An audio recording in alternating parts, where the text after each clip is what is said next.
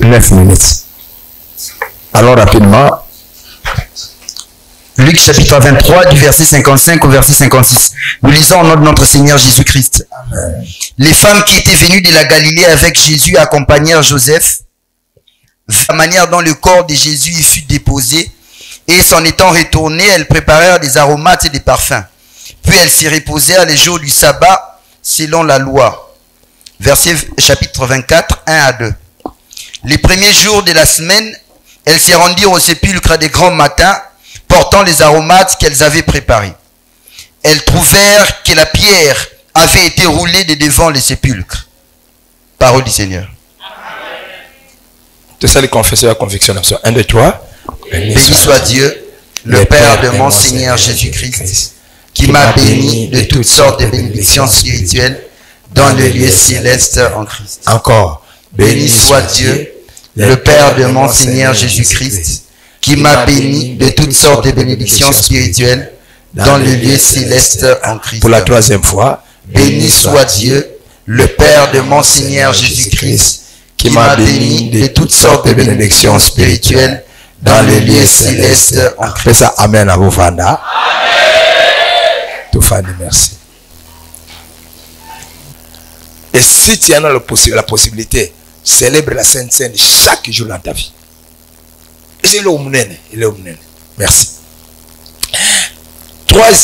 Quatrièmement, dans ce loba, tu dois louer, adorer jusqu'au lever de ton aurore. Tu dois louer, adorer continuellement, sans relâche, jusqu'au lever de ton aurore. Louange Jésus est comme né dans la spiritualité. Moko ya biloko minene onza basimba na vie na yo. Oyo c'est la bonheur na yo, c'est ton aurore. Et na esiko moko ya biloko ya minene ya Nzambe oyo simba. So pese Nzambe yango, Nzambe faire lever aurore na yo. Et ça va louange na adoration na. Nzambe simbela aurore, yo simbela louange na adoration. Ceux qui ont à faire lever l'aurore dans ta vie change. Ceux qui ont posé la louange dans l'adoration, oh ya Nzambe, oh yo simba. Au PC on Nzambe vient à échanger. Tout à l'heure, les cas qui na Jean, pardon, na Matthieu 21, 16 comme ça, balobi dans la bouche des enfants, Dieu a fondé des louanges. Et dans la bouche, et puis dans la bouche de ceux qui sont à la mamelle, il a mis les louanges. Comment tu vas louange, a tia on a minoko ya bana, a tia on a minoko. Pour na bana nde siko yo ba exprimer pour na ye, bana ba pesa ye. Et dimanche passé na kwa le belo moko, louange na adoration zali ya catégorie ya bana Nzambe nyonso. Quelle que soit catégorie ya spiritualité na bango, quelle que soit catégorie sociale na bango. Louange eza eloko ya bana Nzambe nyonso. Balobi ateka on munoko ya o baza na mamelle, c'est-à-dire banu bazo mela mabele, ba nourrisson. En d'autres termes, ba nourrisson spirituel. Bato ba dans les seigneurs c'est ba bongwani bongwani kaka lelo. Nzamba o c'est la louange na adoration na munoko na. Et balobi atia on na munoko ya ba enfant. Le ba longo ba nourrisson balongo ba nourrisson ba komi quand même bana ba komi balongo banu bazana mabele ba komi bana ba 2 ba 3 ba 4 ba 5 ans ba benza bazu louange tena munoko donc nzabe pas oser la munoko na ba louange pas na bango. Et troisième catégorie spirituelle et sa catégorie ba fils bato ba koli. Nous avons des nourrissons, nous avons des enfants et nous avons des fils. Il y a un moment là Jésus-Christ fils de Dieu à kola mais à sangisi ba Pierre sangisi ba Jean. Après avoir célébré Sainte-Seine, alobi na bango, tout le monde yimba ba cantique. Ba yimba ba cantique pour louer et pour adorer Dieu. Pour louer et pour adorer. Lui, il était fils. Tandis que ba Pierre, bazaki na nous des enfants. Les Pierre, ils étaient encore des enfants. Et il est fils, à sangani na des enfants, ba mno yimba ba cantique pour louer et pour adorer Dieu. Nous sommes les allés qui pour préparer l'effet aurore na bango parce que il savait que les ténèbres arrivaient. Il a affronté les ténèbres de sa vie avant que les ténèbres ne lui arrivent. Okoki affronter les ténèbres ya vie na yo pendant les ténèbres, pendant que tu es dans les ténèbres. Okoki affronter les ténèbres ya vie na yo avant les ténèbres on est. C'est pourquoi au monde les ténèbres dans la vie de Jésus et où met la mingité, et où met la mingité. Babi banda na sixième heure, tina et banda na neuvième heure, tina et banda na sixième combien? Sixième heure tina neuvième heure. Ici. Parce que avant ténèbres, il y a si affronté qui en haut. Au moment où le problème est belé et où me la vie n'abisso, c'est parce que quand nous sentons arriver les problèmes, nous n'affrontons pas les problèmes avant que les problèmes n'arrivent. Donc, le problème est bon de affronter. C'est pourquoi ça traîne dans la vie n'abisso.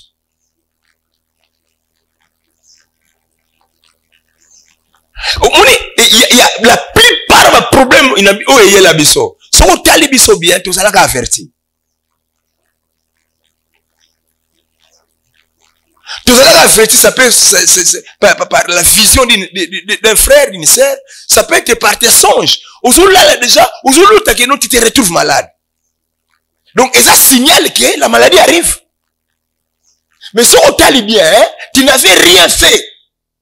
Et pourtant ça signale qu'il y a un problème qui arrive. Or ceux qui ont allé qui maïel tant on lutin d'autres les gens malades na lutin d'autres bon na lutin d'autres ba yibinga mbongo na lutin d'autres la bungisi mbongo ceux qui ont allé qui maïel olinga ozonga la légèreté olinga ko affronter ngo spirituellement avant eloko wana ya soit eloko wana elingaki ko ekomate et ça arrêté soit elingi okoma mena effet moko ya moke. Dieu nous avertit toujours, c'est nous qui sommes distraits.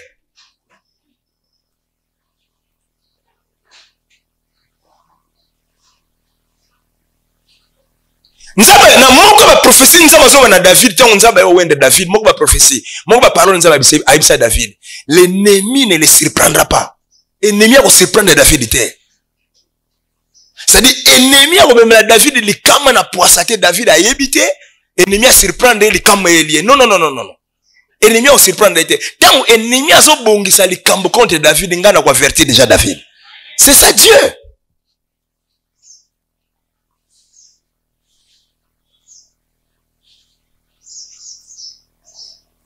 À chaque moment que tu reçois tu as un mauvais songe, ou bien tu as un songe où il s'est répété, songe Mogamabé, ne prends jamais ça à la légère.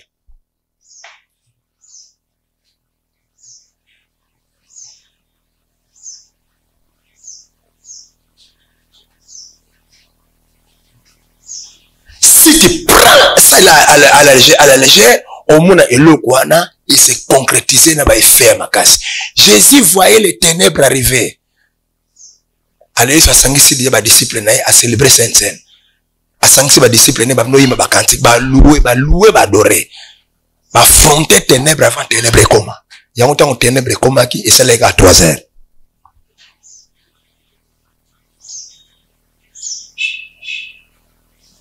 Donc sa louange l'adoration place à mon nez na fait na biso. Quand on sentit que les ténèbres sont commis sans nzambe, louange dali armée, oui maîtrise la ténèbre.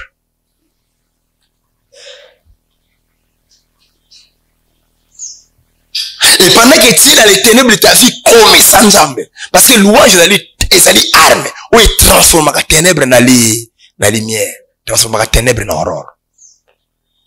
Et quand tu sors des ténèbres de ta vie, l'aurore s'élève. Koumi sanzambe pour nous maintenir aurore de kola finayo.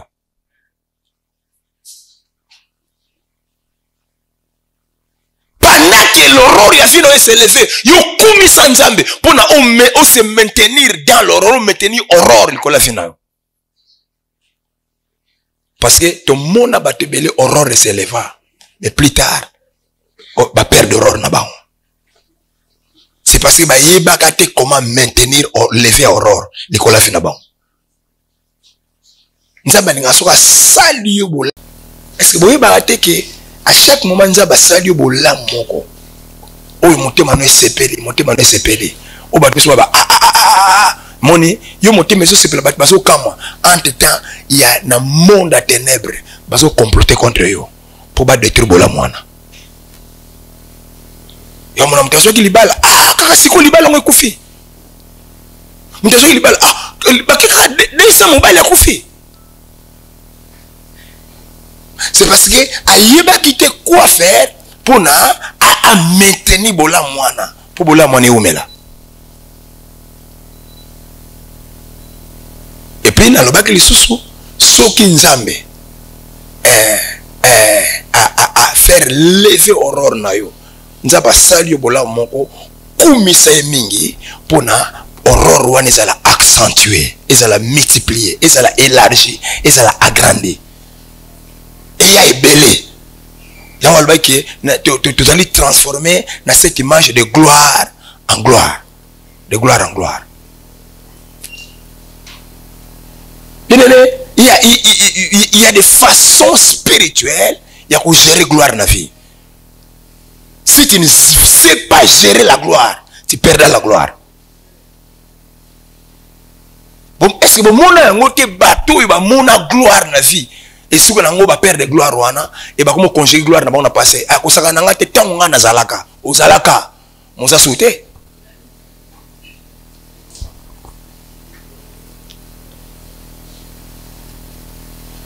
Bible dit les premiers seront les derniers, plusieurs des premiers seront les derniers et plusieurs des derniers seront les premiers. Comment ba les premiers ba comment ba les derniers? Parce que tant ba zalaka ba les premiers ba ba ko gérer position ba les premiers té. Ba se retrouver ba les derniers. Amen. Merci. Nous devons louer, nous devons adorer, nous devons louer loin. Ce qui nous choque, c'est quoi? On dit nzambe so privé louange na adoration na yo. Hein? Et faire le renier bon nzambe na ye. Et loko mongo oyo sala bon nzambe ya nzambe. Oyo ako kabola nyonso mais loko wana nzamba kabola na ngote na mututé et ça louange d'adoration.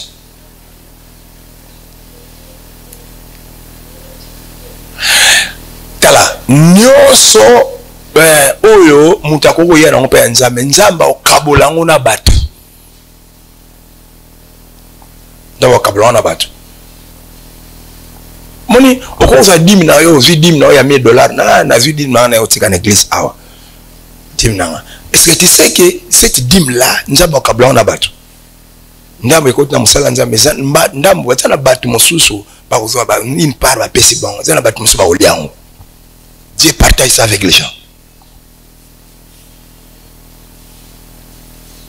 Au contre voiture non dadi na si voiture la kabeli yango nzambe. Okomona jamais nzamba uti na likolo, omona nzambe na victoire azoleka na volant na voiture yo pesa kiye. Otikala omona nzambe te. Mais autant que omona dadi na yo na voiture wana azotambola nango. Et ça peut le soumonter. Moni yo pesa ka nzambe nzambe ndame andimi akabola ngona pasteur na yo. Moni voilà. Okoya na voiture ote dadi na mimi voiture na yo pesa nzambe. Ngabi pesa ngango. Ah papa pasteur la vie yaka soit voiture. Faut te pesa on passer la vie atambola nango parce que nzamba okita jamais simba voler en voiture na yo. Ani ata accélérateur na bambrayage. Dieu partage ça avec les hommes. Mais il y a une chose que Dieu ne partagera jamais. Et ça louange l'adoration. Quand nous louons Dieu, quand nous louons Nzambe t'adore, Nzamba ozwanda, o te bozwanda mbo pesa Isidore. Jamais. So Isidore a une dame, Isidore a koufi. Ce que Dieu ne partagera jamais avec les hommes, c'est la louange et l'adoration. Parce que louange et l'adoration, on est ça la bonne Nzambe nae. Il existe comme Dieu pour être adoré et loué. Yango akende plus loin, azwa biloko nyonso apesa pema, yemo va déclarer que tout ce qui loue tout ce qui respire loue tout. Nzinzi, pese, o kaka pemaka, fa louer. Parce que Dieu aime ça. Au ciel, il y a des milliards de milliards d'anges. O ba kumisake 24/24. O ba katarate. Alubi kokite. Il faut na sauver encore moto. pour classer moto parmi les vrais adorateurs. Il y a la Bible dit que les vrais adorateurs adoreront le Père en esprit et en vérité. Et les vrais adorateurs dont on parle ici, ce ne sont pas des anges, ce sont des enfants de Dieu.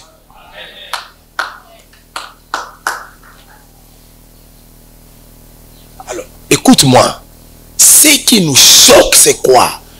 Tu viens dans un culte pendant que louange et l'adoration est scellée. Donc, au premier nzambe et loko ya mutuya o esala bonzambe na e au premier liango.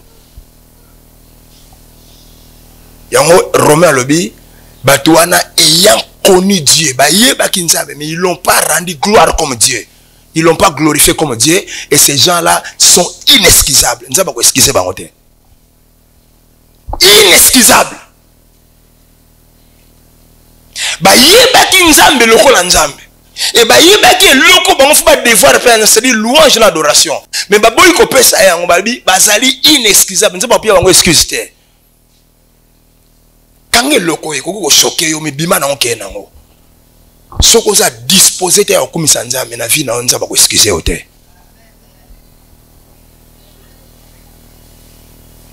O bozalo zo kufa na pasi ozo nyo kwa manzaba fungoli misa zo tala.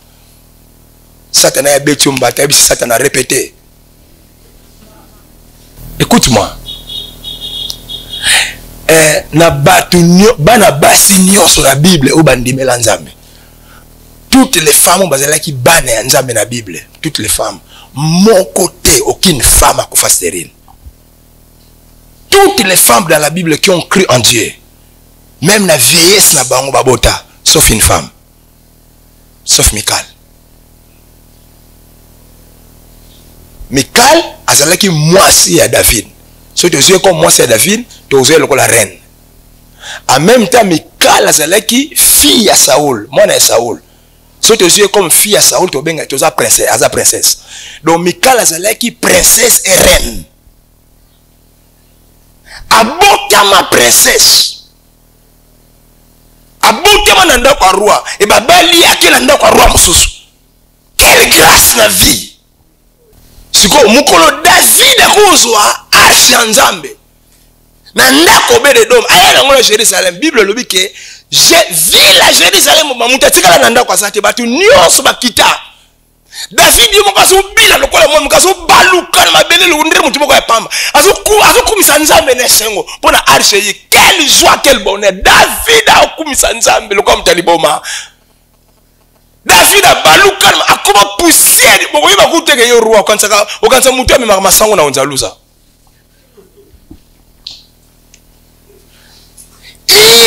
Balabina yo Jérusalem na ba to ba province ba yawana ba kumisa nzambe. Batu nyusu ba ya sauf Michal. Michal a tellement na veranda ya ndako ya palais royal. Autande ba kumisa nzambe. Tango moni David azo baluka mabela biezo ba ya mokonzi. Un roi doit danser comme ça. Abingai tenga na sa princesse na sa reine. Kana ngai na ko kumisane na ko kitate. Pendant que tout le monde louait, ya boyo kita. Bakumisi. Et sili fait wana sili. David na poussière na yazonga na ndako na ye. Akote na kati ndako mwasi atakaye. Zoba ya mokonzi, zoba ya mobali. Yo pina roi oyo. Roi penda roi que no balu kalma bele ko kumisa nzambe. Lokola moto moko ya pamba. David paza munoko abie na kumisa nzambe oyo o abwaka tata na yo. Aponinga na place tata na yo. Et atanga na ngai David na mati koleka na continue ko kita pona kumisa nzambe wana.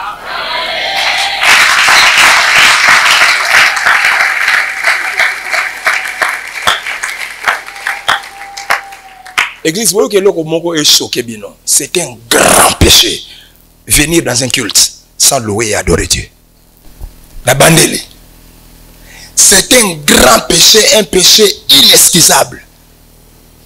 Où il y a une église, où il y a un culte, louange et adoration, c'est le qui yo kumisi nzambe to adorer nzambe te. Un péché inexcusable. Makambo Michal asala ki on otobi sabino. Obi sale ni nzamba pesa e.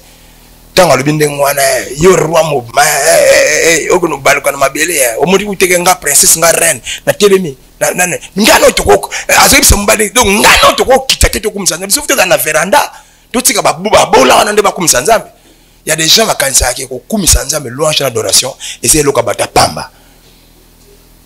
On erreur. Mikal aki acholi David nzamba zoyoka. Nzamba ya lebi Mikal la vie na yo bota totala. Mikal bota bisoto totala.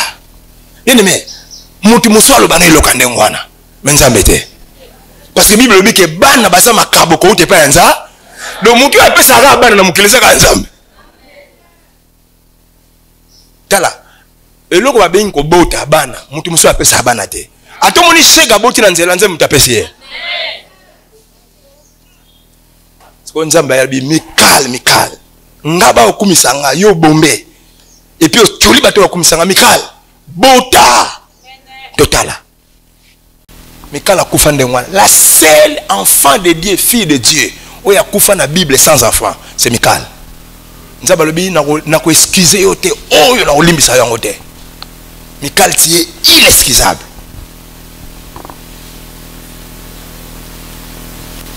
Il y a des gens dans cette église sont pas bénis. Batika masumu. C'est parce que bazora à la légère ba bengi louange l'adoration. Ba pimela nzambe.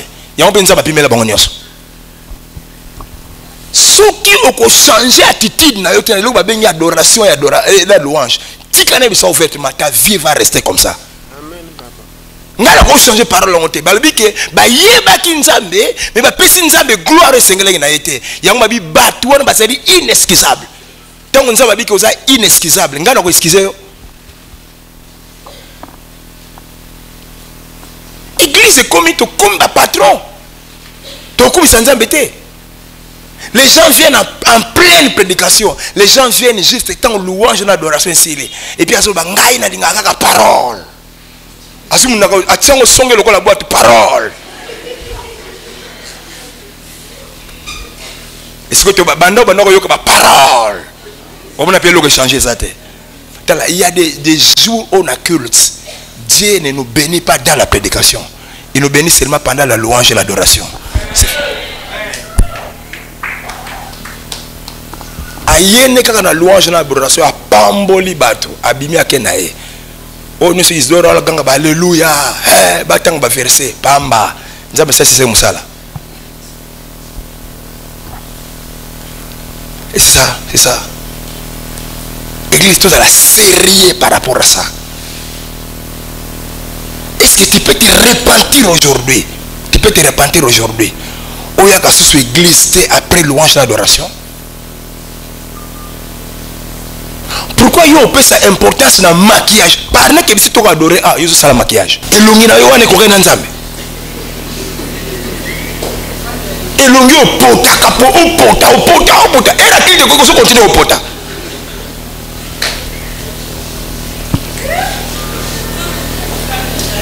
Monsieur venait à la tia bibi peta boa comité na coin akom na mone simbité azongi bosali awa oko changer donc wana soko le cœur adoré non te pour na yo rien il pour na yo faut changer pour ba mona ba vie zotika la boy. Il y a des très petites choses où ekanga lever aurore na biso et très petites choses. Comme ce soit pasteur bazoba na bino pasteur nga problème nga pe na soka loboko na ngata mbalo na tia sur loboko te oyeka na di kofi na motu.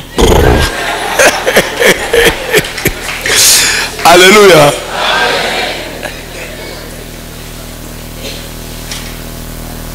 Comment tu peux venir au culte, dans un culte et dans ce culte là tu ne loues pas, tu n'adores pas? C'est un péché inexcusable. Je te le dis, un péché et un mal. Bible me te le dit, ils sont inexcusables. Dieu ne t'excusera pas pour ce mal. Jamais. Il y a un moment qui n'est côté là qui n'a culte. Quand on est songeli, nous avons bien na culte, nous avons excusé. Nous avons comme ça. Nous avons kaboli bénédiction. Oh, nous avons makanga. C'est pas ange. Nous avons nanda. Nous avons yaki na opona yo. Nous avons songi na onanda. Inexcusable. tala soko za ne loko ko tika lo sakana onte na vina mobimba vina mobimba eza ko louer na ko adorer nzambe yango nde simbi bon nzambe ya nzambe.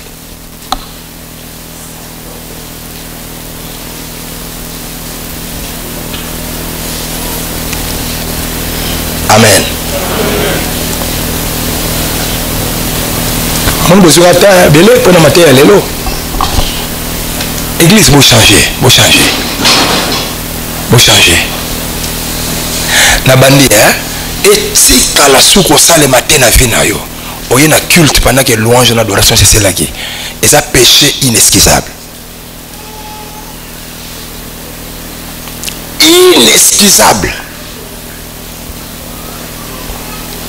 Nous avons ici Mikal et loko na ko excuser yote.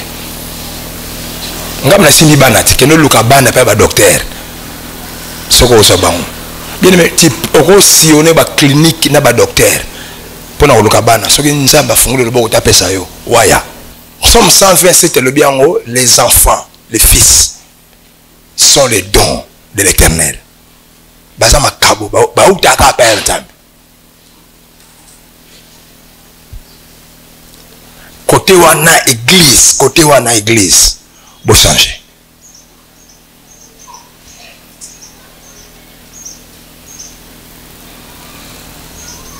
Et ça plusieurs fois dans la Bible, nous avons délivré dans Israël, c'est parce que comme ça. Alors, louer, adorer continuellement jusqu'au lever de l'aurore. Et ça lui moko va devoir et faire lever l'aurore. Tu dois offrir et sacrifier jusqu'au lever de ton aurore. Offrir et sacrifier jusqu'au lever de ton aurore. Église, nateki bino que mon collègue soit sécuit à ce qu'on a levé aurore.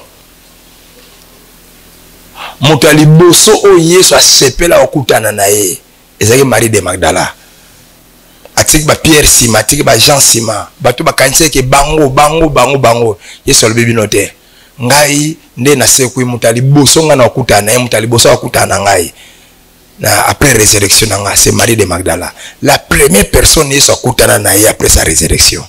C'est cette femme là qu'on appelle Marie de Magdala. Moi si oh Satan a humiliaka aya, moi si on a aya dans la vie chrétienne, aya dans le Seigneur avec un conteneur de 7 démons. Donc humiliaye aya na aya pa Jésus dans la forme ba Pierre ba mona ndenga zo ya na ba démon nande ba o délivrer. Moi c'est salité, moi c'est pamba. Et à l'année Jésus vit pendant ces jours Jésus a ma belé et le temps où Jésus a couffé sur ses couilles mon colère résurrection en Jésus Jésus a zoa décision que mon talibo songa na okuta na nae na après résurrection nga c'est Marie. Pierre t'es chanté Marie. Babi Jésus apparaît d'abord. On dans Marc chapitre 16e verset 9. Jésus étant ressuscité le premier jour de la semaine apparaît d'abord à Marie de Magdala, de laquelle il avait chassé 7 démons. Yesu abimi na ye. Na ba Pierre, na ba nani, aya na sima, ba Pierre ba mona na sima. Marie sa mona ye, Marie mtabeki ba oli solo.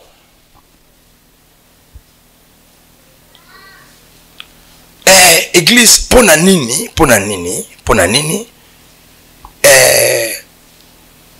cette chose là qui a fait que Marie soit la première personne à rencontrer Jésus-Christ après sa résurrection, c'est son sens très élevé d'offrir et de sacrifier. Son sens très élevé d'offrir et de sacrifier.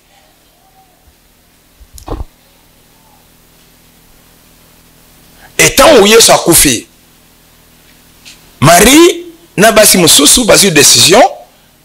On a Yesu a koufi vendredi, premier jour, deuxième jour, et samedi, et la sabbat, et troisième jour le dimanche, na tombe pendant qu'il faisait encore sombre. Marie nde azui baromate azui parfum alobi abima akende ko sacrifier par Jésus-Christ. Son sens de sacrifier, son sens. Elle est partie à la tombe dans le sens, dans le but d'aller sacrifier. Elle part à la tombe dans le but, dans l'objectif d'aller offrir et sacrifier. Et c'est ce qui a fait que le Seigneur Abimelaye a kutananaye mutali bosso après sa résurrection. Quand on est lokwana. Et akena opesa ni aki opesa ba aromate na ba parfum. So tangi na Genèse na Luc chapitre 23. Na essaye de tangi 55 na 6 na 6e balobi ke akene opesa ba aromate na ba parfum. Na parfum. Ake ko sacrifier, ake ko offrir na corps ya Jésus aromate na parfum. Aromate c'est quoi? Aromate c'est toute substance douce, agréable et pénétrante. D'origine végétale utilisée en médecine, en parfumerie ou en cuisine.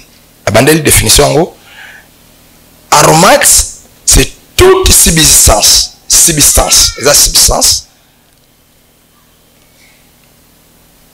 douce, merci, agréable, merci, pénétrante, d'origine végétale, utilisée en médecine, en parfumerie et en cuisine. C'est-à-dire d'origine végétale, c'est-à-dire banzete, makasa, mais ba utiliser en médecine, ba utiliser en parfumerie, ba utiliser en cuisine. Na parfumerie ba utiliser pour na kisi pour guérir, na pardon na médecine, ba utiliser en la kisi, na parfumerie ba utiliser comme parfum. Comme parfum parce que mutunyoso alinga ka parfum, parfum. Et si sur la parfum, ça allez dans une voiture, dans une maison, et il y a une très bonne odeur, les gens sont à l'aise, les gens sont dans la joie. Et puis, bah, ils ont la cuisine. Pour la cuisine, biloko, et commence sous solo qui tout koleka. Et pénétrer, katia moto. Nde akamate ki, bah, aromate wana, ake ko pesa. Ke pesa. Église, woyo kanga. Donc, Marie a poni quelque chose où elle s'allie douce. Douce, na français, lingolo ba elengi. Nde te lo ba ke le miel est doux. Le miel est doux. Miel est agelengi. Azui eloko moko ya elengi. Azui eloko moko ya agréable. C'est-à-dire ya kitoko. Et puis azui eloko moko pénétrante. Oso opesi en moto pénétre moto. Vous savez, il y a des choses au PC en moto. Ça pénètre jusqu'au cœur de la personne. Vrai ou faux? Vrai ou faux? Et ça n'a biloko mosu ba pesa yo et pénétrati na cœur na yo. Si le longwa obosa na moto wana te et loko na tikala na motema na yo juste et soukaka na maboko na ote, n'est-ce pas? Mais et pénétrati na cœur na yo parce que loko na zali kitoko zali na valeur yangona ezaka maboko no muke yambaka ngote et loko na pénétrati cœur na yo yambaka yango. Et bien le aromate est à la douce, est à la agréable et est à la pénétrante. Quelque chose qui pénètre jusqu'au cœur, jusqu'à l'esprit de la personne qui la reçoit. Et il y a un Marie de Magdala a bongissé à Jésus-Christ. Et l'eau comme est lengi, et l'eau comme est kitoko, et l'eau comme est qui pénétrer cœur naïe.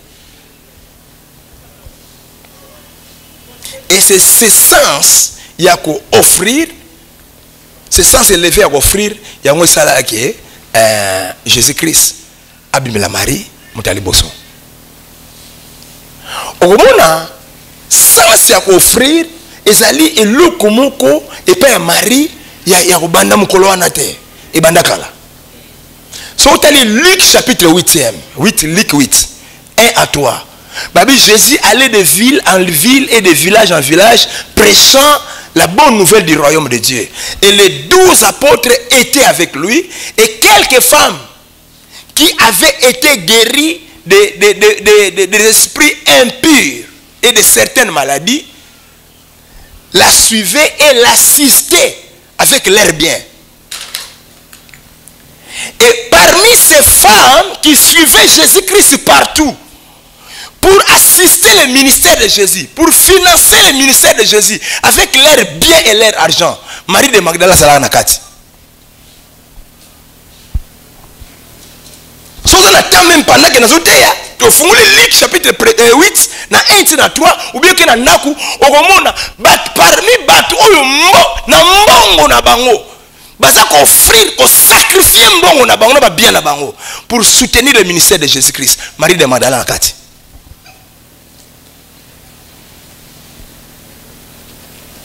Donc, offrir et sacrifier était la vie de Marie. Et Marie a sacrifié quand Jésus était vivant, quand Jésus faisait beaucoup de miracles. Même si Jésus-Christ, Marie a continué à la vie. Même nous autres, à Pamba, il faut parfumer, na offrande, na sacrifice.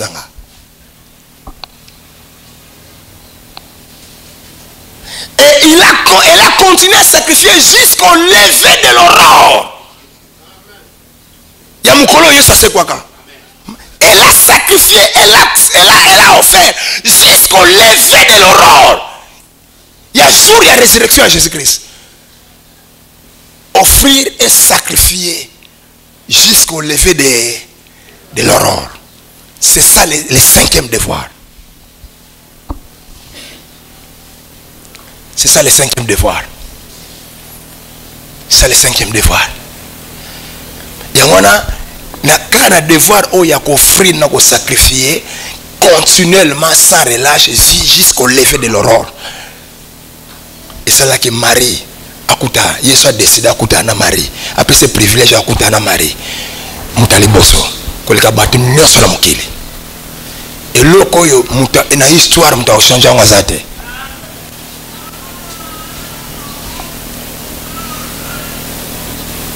Sens n'est très élevé, sens n'est très élevé. Il y a offrir, non sacrifier. Avant na Yesu a sacrifier, avant na Yesu a offrir, alandaka Yesu partout. Pour nous mon à offrir, à sacrifier. En fait, le ministère de Jésus qui est bosso. Si Yesu a confié le bien à continuer à lever aurore. Offrir et sacrifier continuellement sans relâche jusqu'au lever de l'aurore. Jusqu'au lever de l'aurore. Alors, l'offrande ou les sacrifices sont l'expression visible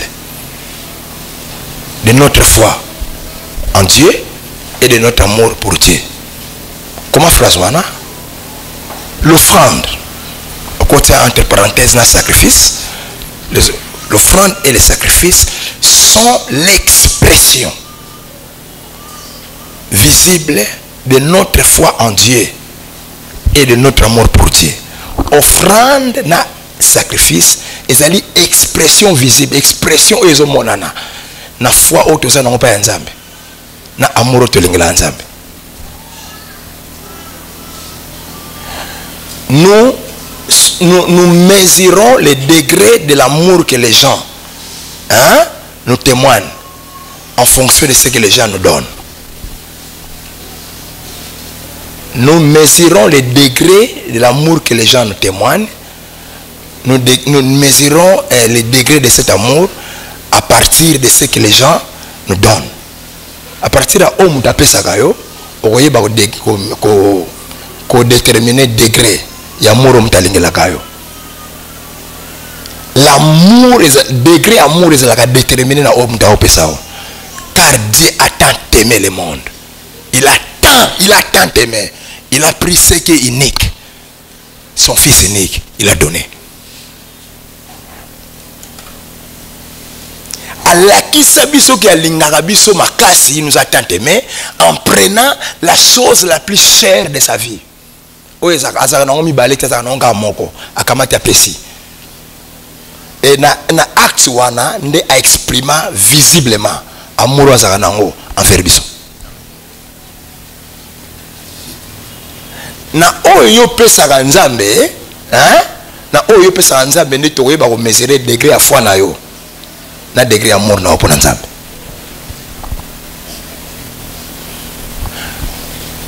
La foi et l'amour de Dieu, ce sont les deux extrémités de la vie chrétienne. La vie chrétienne commence par la foi. La vie chrétienne s'achève par l'amour pour Dieu.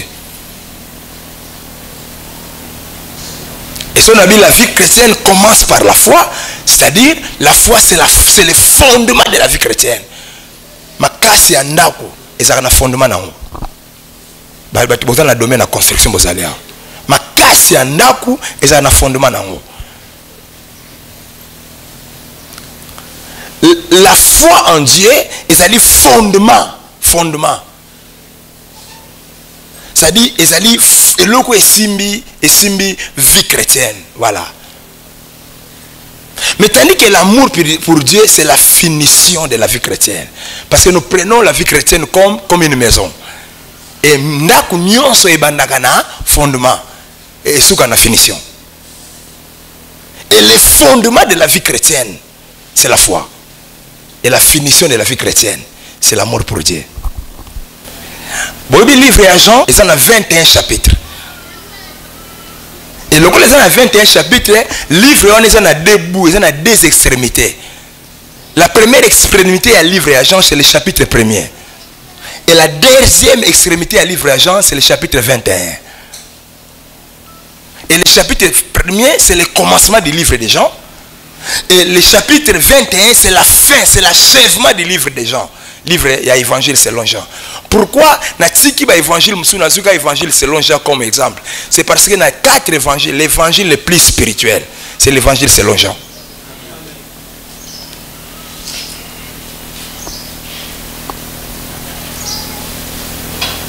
Parce que l'évangile selon Jean, c'est l'évangile spirituel. Parce que c'est l'évangile qui nous a présenté Jésus-Christ, hein? dans sa vraie forme. Matthieu a présenté Jésus-Christ comme roi. Marc a présenté Jésus-Christ comme serviteur. Luc a présenté Jésus-Christ comme homme. Luc a présenté le fils de l'homme. Le fils de l'homme a présenté Jésus-Christ homme. Tandis que Jean nous a présenté Jésus-Christ comme Dieu. C'est la fin.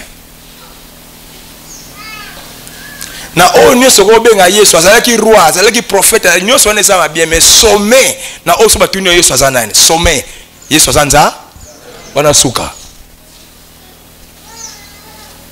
Yamoni batebele ayoka ke Yesu aza prophète, Yesu aza roi ondima, mais soko lobi ke Yesu aza nzambe, aza prêt aboma yo.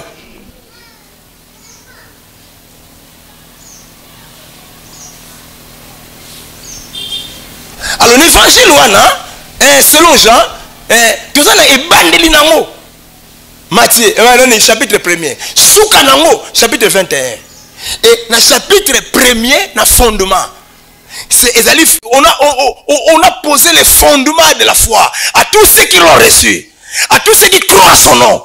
Il leur a donné le pouvoir de devenir enfants de Dieu. Dans chapitre 1er on a posé les fondements de la foi dans la vie chrétienne. Mais chapitre 21, n'est-ce pas? Ils ont soutenu à tous ceux qui l'ont reçu, à tous ceux qui croient en son nom. Jésus a su quoi bimile Pierre. À tous ceux qui Pierre, crois-tu en moi? Non, non, Pierre m'aimes-tu? Pierre m'aimes-tu? Donc le chapitre 21, c'est le chapitre où Jésus a posé qui finition à amour. Le livre des gens est fondé sur la foi et le livre des gens est allé fini, est allé achevé par l'amour. Des choses de signifie chrétienne, c'est la foi et l'amour en Dieu. La foi en Dieu et l'amour pour Dieu. Des choses. Alors, offrande, où tu peux s'enzabe, c'est expression à foi na biso. Et pas enzabe, na amour na biso pour enzabe. ces deux choses ce qui nzamba moni yango epa na yo la foi et l'amour nzamba change finao yango kange loko nyonso oyo sala pona nzambe ko sala jamais loko mo pona impressionner bato sala on c'est parce que tu crois en Dieu sala on parce que tu aimes Dieu okobeta maboko wana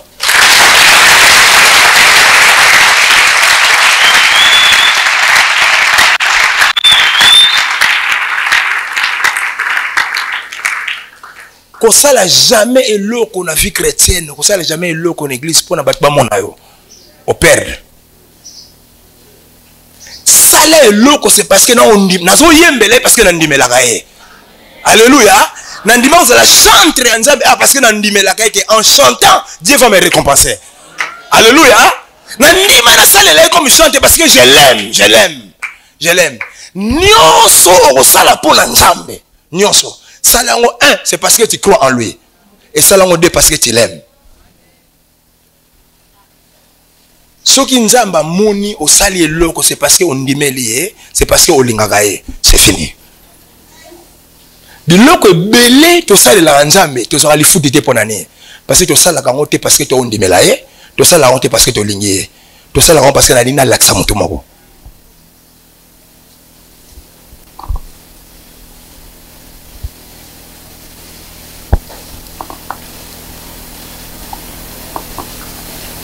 Et Sotali offrande à Marie, sacrifice à Marie, et ça exprime bloc oyo. Elle croyait en Jésus et elle aimait Jésus.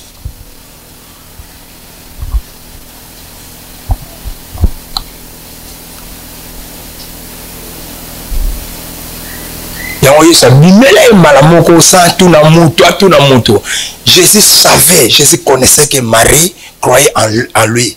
Et Marie l'aimait. Il y a longtemps où Jésus sait que Jésus abîmé d'abord. Le bananga d'abord. Est-ce que vous avez commenté à bien? Le bananga d'abord. D'abord. Abîmé d'abord. So nzamba mona motema no ndimelaka ye olingaka ye. Nzamba komisi d'abord na ye. Nzamba komisi d'abord na ye. Alléluia. Et loko nyonso nzamba kolinga sala pa ya bato nzamba loba d'abord. D'abord, il m'a dit comment d'abord. D'abord. Alinga pesa ba fatira bien clique automatique d'abord. Alinga pesa ba tu ba ndako ya kitoko na église clique automatique abanda d'abord. Il faut nzaba mona ka olinga ka ye nzaba mona ondemela ka ye.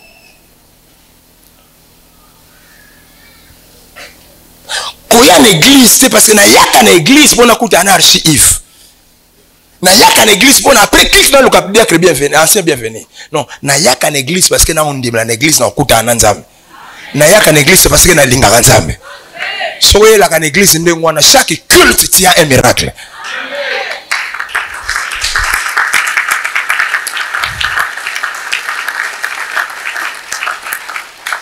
Beaucoup de personnes ne viennent pas à l'église. C'est parce qu'ils aiment Dieu. Il y a un monde qui a mususu, so kaza ne lamba sikata oya l'église te. So ka sombe lamba sikata mbula bakake beti ya oya. Parce qu'il faut que mon lamba wana.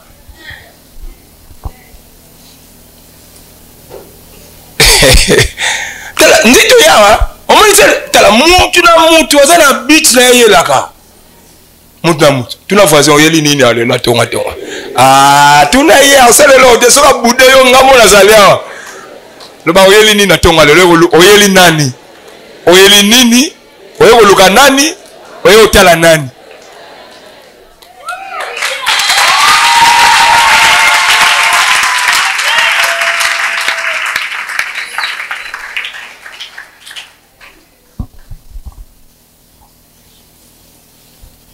ezana mtu mususu atengana lingana kilt dadi Isidore te akaka soka dadi azate mikolo kilt ya bien te dadi azate oyela dadi Isidore c'est pitié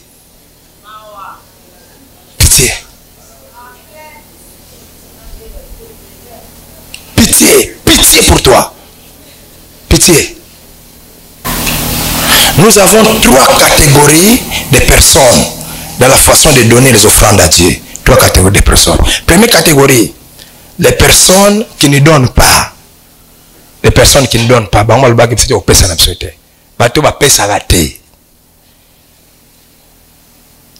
Hein? Les personnes qui ne donnent pas. Les personnes qui ne donnent pas. Mon église fait comme ça sont des prédications où échanger ma vie nabiso. Nous avons la première catégorie, les gens qui ne donnent pas. Les personnes qui ne donnent pas les offrandes pour diverses raisons. Il y a raison à l'Iboso. J'ai déjà abandonné le péché. Hein? Comme j'ai déjà abandonné le péché, Dieu va me bénir. Pourquoi donner encore? Si on a abandonné le péché, ça suffit. Moi, j'avais abandonné le péché pendant plusieurs années, mais je ne donnais pas. J'ai continué à croupir dans la misère. Beaucoup de justes, vont souffrir. C'est parce que ma pesa a été. Akanisika na tiki masumo na pambwami. Exact? Raison mususu bansu ba pesa a été parmi les gens qui ne donnent pas, ba non tant ba raison na bango. Hein? Première raison, j'ai abandonné le péché, cela suffit. Ça va pas molanga parce que j'ai abandonné. Mususu ba pesa a été parce que je sers Dieu, ngana serva de Nzambe. Na yembla Nzambe, na za protocole, na komba église, cela suffit ndama pambolanga. Waya. Ko komba église ezelo musuko yembe ezelo musuko pesa pesa ezelo musuko. Susu. Ko pesa ezali expression ya foi na amour na sopo na Nzambe.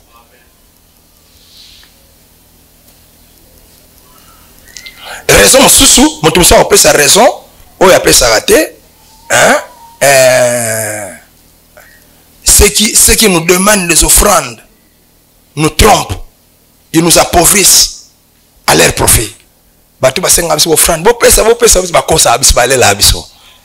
Ba pia abiso bazo abiso, ba ba s'appauvrir, ba somba jeep, ba somba voiture. Ya on a opiate.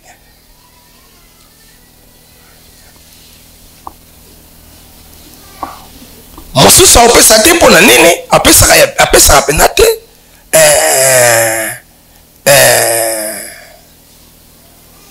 Bon, je vais commencer à donner plus tard. Pas maintenant. Plus tard. Pour le moment, j'ai encore des problèmes. J'ai ça. Je vais commencer à donner plus tard. Et tant que comme plus tard, soit plus tard. Et tu as fait ça. Et les sous, raison sous. Moi-même, j'ai des problèmes. Moi-même, j'ai beaucoup de problèmes. Moi-même, j'ai beaucoup de besoins. Je vais donner mon besoin aussi là, problème là aussi là. Tala, aussi longtemps que vous avez mukili oyo, ba besoin ba problème aussi là terre. Si vous avez un problème aussi là, si vous avez un besoin na ceci là bon no pesa Nzambe, ti okufa, aussi là pesa Nzambe te. Il faut apprendre au pesa Nzambe pendant que nous avons des problèmes, pendant que nous avons des besoins. N'est-ce pas? C'est parce que quand nous donnons à Dieu, c'est alors que Dieu va résoudre nos problèmes. C'est-à-dire que Dieu va satisfaire à nos besoins. Merci.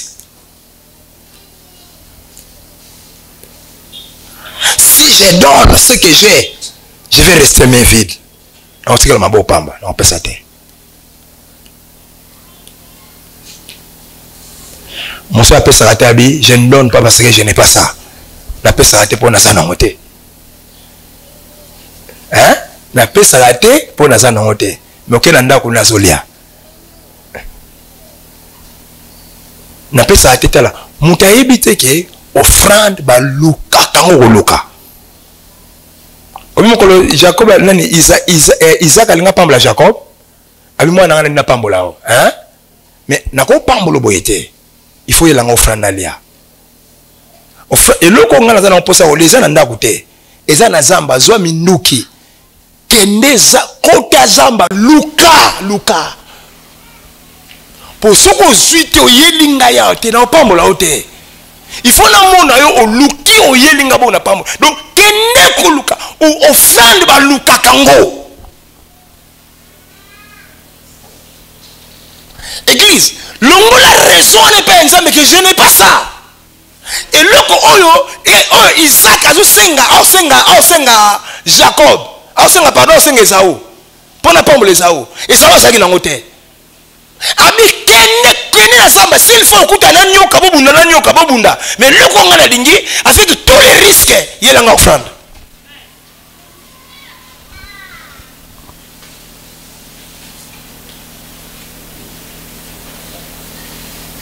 Courir ba risque ata okuta na lion na samba kende. Moni papa le épargné te que no samba no sokere ba lion ba ko boma yo mwana ngana batela te mwana kende. Affronter ba nyoka na ba lion ngai loko na lingi courir ba risque nyonso po yelanga offrande loko ngana linga. Kala offrande ba lukango. Na lo bana bino ko so mutu. Mais il faut ba lo ba eswaka po ba twafie ba te changer.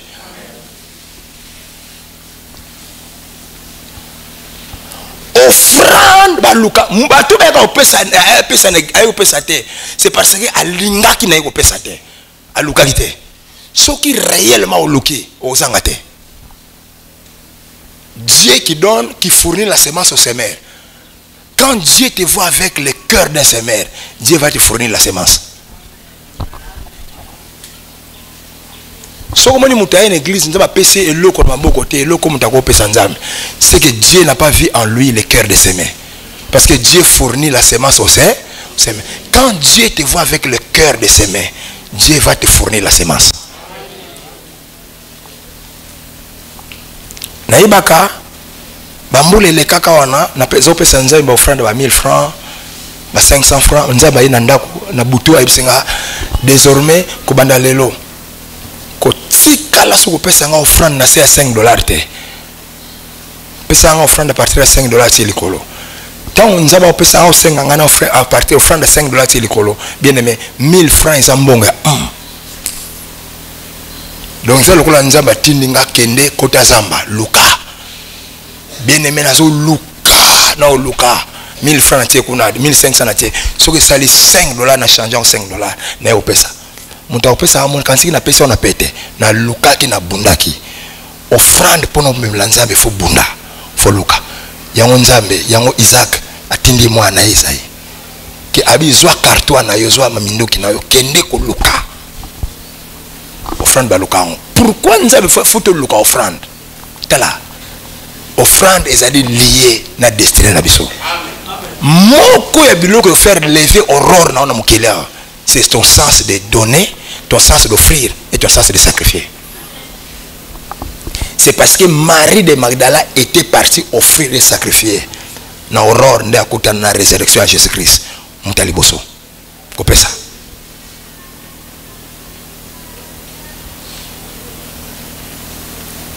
Offrande balukango. Na offrande ba disposa kango, ba disposa kango. Moni. Na fon eloko ya liboso semaine oyo ngana lukada avant na luka o ngana olia na luka d'abord eloko ngana opesa nzambe. So lingo zanga offrande ngwana. Nazala banda nazala mwasi. Nzamba bina nga $5. $5 ziki mbonge bele.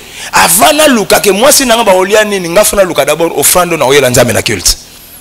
So si na kangi offrande na oyela nzambe na culte bona ko luka ndako na ba olia nini ndako na ba omela nini. Et j'ai commencé à donner. Tant nous avons monnaie fidèle, na $5 ngana ya katelanga à mon yon.